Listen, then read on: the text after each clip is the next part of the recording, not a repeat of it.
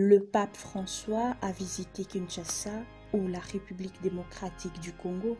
On peut être tenté d'admettre la première acception, car physiquement, le Saint-Père n'a foulé que le sol de Kinshasa. Pourtant, grâce aux médias, les Congolais de partout ont vécu cet événement unique comme s'ils étaient à Kinshasa, à Kisangani, à l'aumônerie universitaire paroisse Saint-Esprit.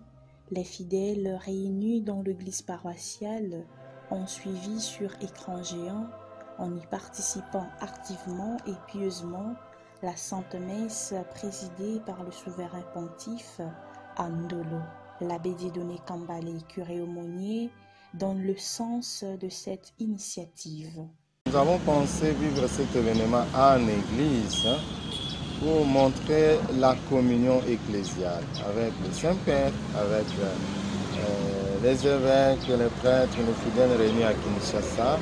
C'était juste pour vivre cette communion ecclésiale et montrer notre attachement aux successeurs de Pierre, mais aussi montrer notre communion avec l'Église tout entière et surtout toute l'Église de la République démocratique du Congo. Et ma joie a été de voir que les fidèles ont participé vraiment avec piété, dans un climat de prière, dans un climat vraiment, je dirais, de liturgie participative. Voilà un peu ce que nous pouvons dire. Mais comment les fidèles eux-mêmes ont vécu cela? C'est comme ça qu'à ma qualité de présidente diocésaine des femmes chrétiennes catholiques, nous avions réunion hier.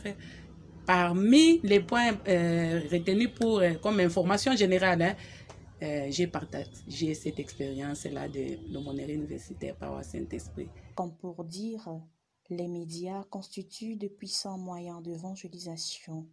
L'Église devrait y accorder plus d'attention. Le pape François est venu, il est réparti. Quelle expérience spirituelle les fidèles ont vécue pendant cette visite? Personnellement, j'ai aimé l'homélie du pape, puisque dans l'homélie, le pape a insisté sur ce Jésus qui vient donner la paix, ce Jésus qui vient partager avec nous les différentes blessures. J'ai aimé l'image que le pape a dit. Il nous a donné un devoir. Rentrez à la maison, prenez vos crucifixes, embrassez-les et mettez ça au niveau du cœur pour vous représenter cet échange mystique entre vos blessures et les blessures de Jésus. J'ai ma médaille là. Je serre fortement. C'était quoi?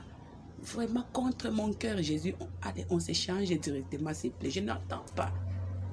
J'ai dit vraiment, cette expérience-là, faite dans la foi, ça nous donne un bien-être. On se sent fort. Et comment les Congolais peuvent capitaliser cette visite? La présence du pape a été très bénéfique pour notre pays, d'autant plus que, à travers les médias du monde entier, les problèmes du Congo, les réalités du Congo étaient connus. Et nous devons maintenant capitaliser cela pour vivre ce message si nous voulons nous projeter dans la vraie réconciliation. C'est cela le message, l'appel que l'on peut lancer aux uns et aux autres. Comme pour dire, le pape est venu, il est parti, mais il restera à jamais dans la mémoire collective des Congolais. Rappelons que c'était le 40e voyage apostolique du pape François hors d'Italie et le 5e en Afrique, après avoir visité le Kenya, la Centrafrique et l'Ouganda en 2015, l'Égypte en 2017, le Maroc puis les Mozambique, l'île Maurice et Madagascar en 2019.